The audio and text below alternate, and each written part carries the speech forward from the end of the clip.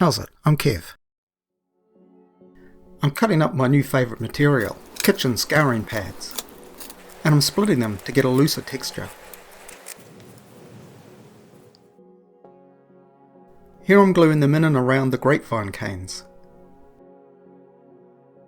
and chopping off the excess canes. A layer of homemade ground up foam goes on now.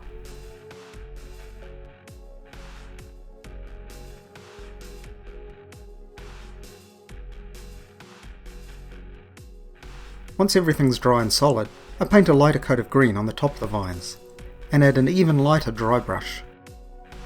And finally, I add dark green below to accentuate the shadow. Pretty good. This railroad's going places.